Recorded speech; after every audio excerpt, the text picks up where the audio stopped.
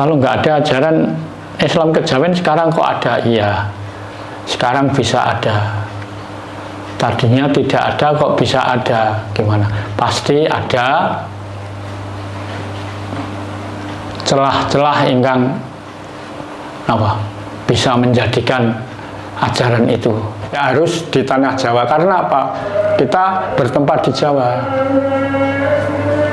Jadi Wali Songo itu yang tetunggulnya itu yang Said, jadi alias Sunan Kalijogo.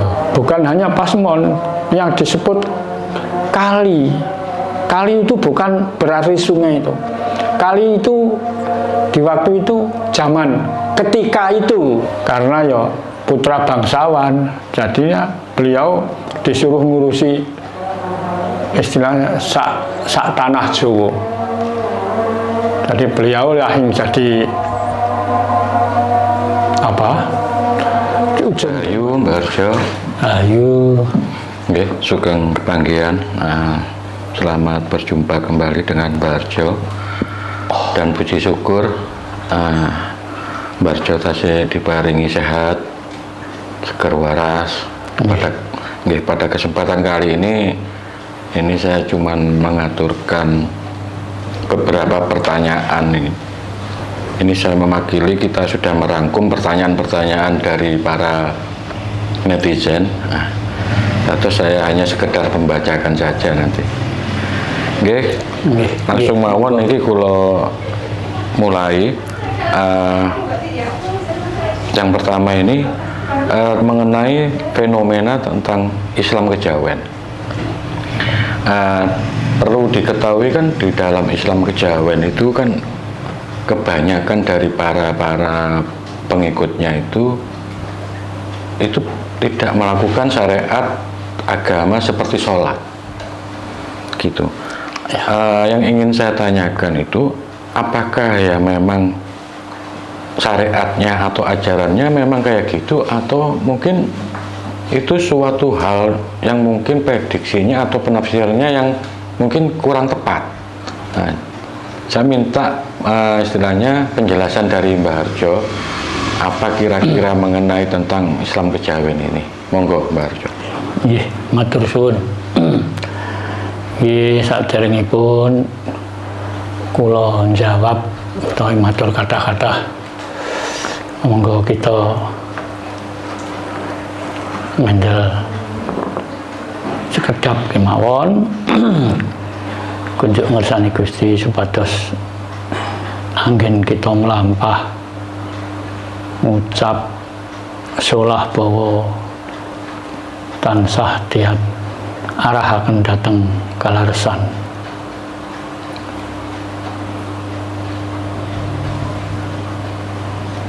Nggih, matur nuwun. Ngaten nggih. Pitakenanipun menika bab Islam kejawen. Nggih. Leresipun nek teng Jawi niku mboten wonten Islam kejawen niku jane mboten wonten. Rasine kok dados wonten nggih. Nek istilah Islam niku kan jelas ajaran agama ingkang saking Arab. Nggih. Istilah Islam niku istilah budaya Arab. Jawa nggih Jawa, Arab nggih Arab. Lah, kenapa wong boten enten ajaran Islam kejawen kok dados wonten? Mestine wonten bab-bab ingkang dados lantaranipun. Mriki nek ucapan sampun ngucap Islam niku berarti pun istilah Arab.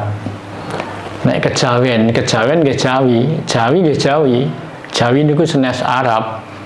Lah kene wonten ajaran Islam kejawen niku sing sak ngertos kula nek mboten lepat mulai wiwit Syekh Syekh Abdul Jalil menika tiyang saking Arab, ajaranipun Islam. Nah, reh dene dugi teng tanah Jawi menika kiyambakipun ibarate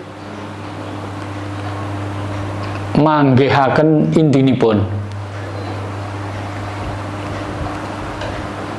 Sakdangune kiyambakipun melajari ajaranipun kiyambak ingkang saking Arab mboten saged manggihaken. Lah saged manggihaken niku teng Jawa mriki. Lumantar sinten? Lumantar Mbah Said, Mbah Raden Said ingkang sakmenika katelah Sunan Kalijaga. Lah nalika semanten sami napa nggih? Ngapunten menawi saged namel bahasa Indonesia, Pak. Oh, ngoten nggih. Nggih. Nggih, ngoten. Sebetulnya di Indonesia tidak ada ajaran Islam kejawen itu sebetulnya, khususnya di Indonesia, di Jawa. Karena Jawa ya Jawa, Islam itu sudah budaya asing, budaya Arab. Itu. Lah, kalau nggak ada ajaran Islam kejawen sekarang kok ada? Iya. Sekarang bisa ada. Tadinya tidak ada kok bisa ada. Gimana? Pasti ada celah-celah ingkang apa? Bisa menjadikan ajaran itu terus dipakai sebutan Islam kejawen. Islam ya Islam, kejawen ya kejawen, Jawa. Kalau nggak salah itu dimulai zaman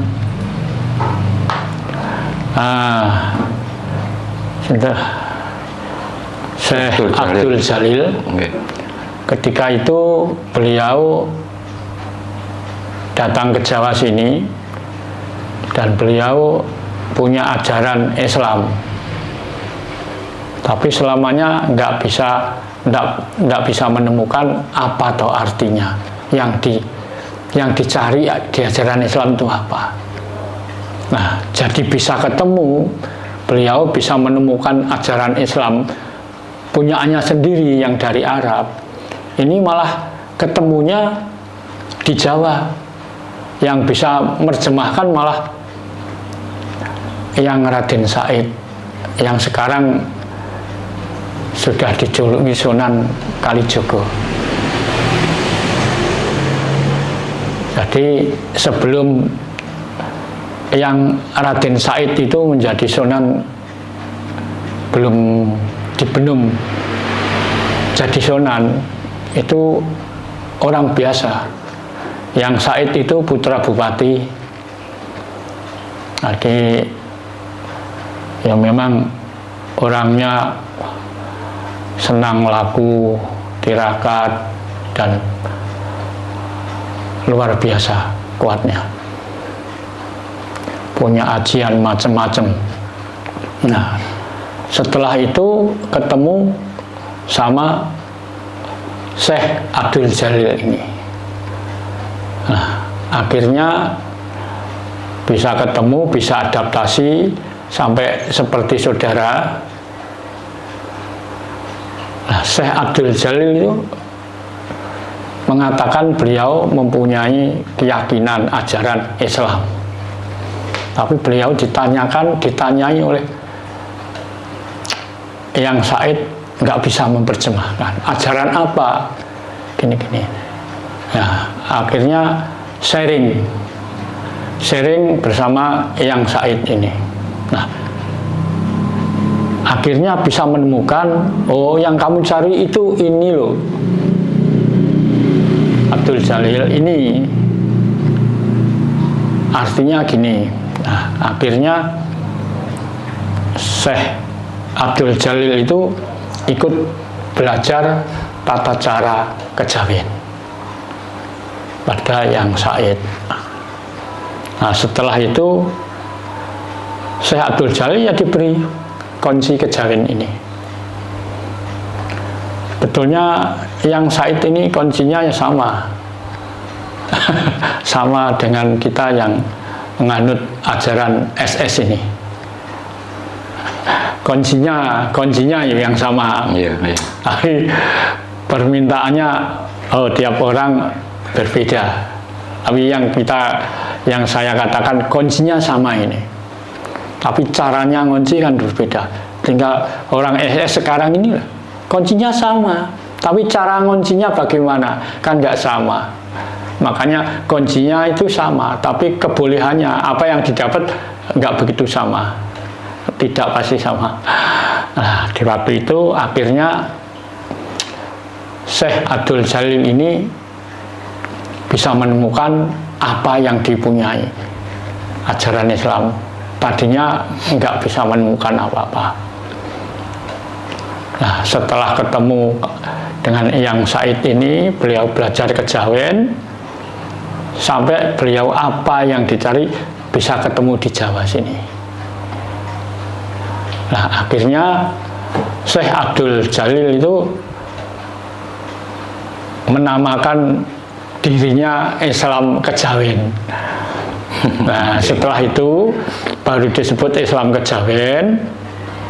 Syekh Abdul Jalil, sekarang kamu jangan pakai nama Abdul Jalil. Jangan pakai nama Abdul Jalil, tapi kamu bertempat di sana.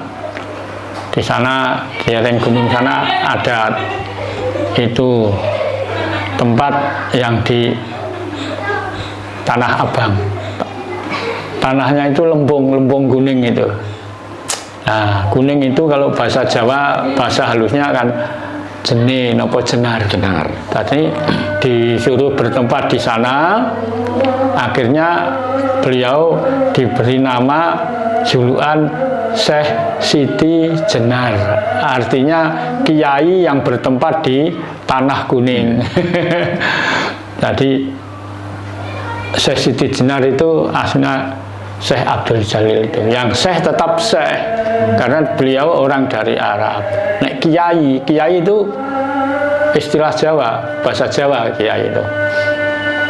Lalu Arab Syekh. Misalnya kalau guru Ustadz, nek Indonesia guru. Nah, jadi sebetulnya terjadinya mulai itu ada sebutan Islam Kejawen. Nah, kenapa Islam Kejawen dengan Islam yang sekarang yang berkembang ini perilakunya atau kewajibannya yang dijalani kok nggak sama? Iya. Makanya konon ceritanya sampai sunan-sunan yang lain itu mengajarkan muridnya jangan ikuti Syekh Siti Jenar. Kalau orang-orang itu mengikuti ajaran Siti Jenar, ajaran syariat nggak kanggu, nggak laku. Nah, Syekh Siti Jenar kan lakunya, syariatnya kan sudah lengkap. Jadi beliau yang dijalani tentang hakikat, tentang makrifat. Sebetulnya Syekh Abdul Jalil tidak bisa menemukan tentang ajaran makrifat. Bisa melakukan tentang ajaran makrifat ini di Jawa sini dituntun oleh Eyang Kalijogo. Di waktu itu belum gelar Sunan Eyang Kalijogo, masih gelar Jawa Raden Said. Nah, akhirnya serawung sampai seperti saudara ini. Terus ada peristiwa itu, entah memang gitu apa mungkin itu rekayasa, bisa saja. Sunan-sunan yang di Jawa itu baru ada 8 katanya dulu. Jadi untuk melengkapi wali di tanah Jawa itu jadi 9, yang 1 harus asli orang Jawa. Akhirnya yang Raden Said dicalonkan itu. Akhirnya setelah itu yang Said menjadi Sunan, sudah menerima gelar. gelar Sunan, jabatannya wali, di tanah Jawa itu. Akhirnya yang Raden Said dicalonkan itu. Akhirnya setelah itu yang Said menjadi Sunan, sudah menerima gelar. Sunan, jabatannya wali, di tanah Jawa itu. Akhirnya yang Raden Said dicalonkan itu. Akhirnya setelah itu yang Said menjadi Sunan, jabatannya wali, tetunggulnya wali katanya sampai sekarang. Ya harus di tanah Jawa, karena apa? Kita bertempat di Jawa. Jadi Wali Songo itu yang tetunggulnya itu yang Said, jadi alias Sunan Kalijogo.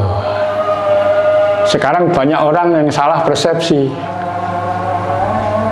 Salah persepsi, dianggap disebut Sunan Kalijogo itu dulunya disuruh bertapa di pinggir sungai. Bukan itu, bukan itu. Yang betul bukan itu. Ya, istilah Jawa itu memang Pasemon ya. Bukan hanya Pasemon, yang disebut kali. Kali itu bukan berarti sungai itu. Kali itu di waktu itu zaman ketika itu loh. Di Jawa itu kan ada Kalimatoyo, Kali Yoga, terhadap Kalijogo. Nah, Kalijogo ini istilah dari zaman itu yang disegani orang Jawa, terus yang dianut karena ya putra bangsawan, jadinya beliau disuruh ngurusi istilahnya sak tanah Jawa. Jadi beliau lah yang jadi apa? Ujung tombak, dipakai ujung tombak, penjaga pada waktu ya, zaman penjaga itu, waktu ya. itu ujung tombak menyebarkan ajaran Islam ini.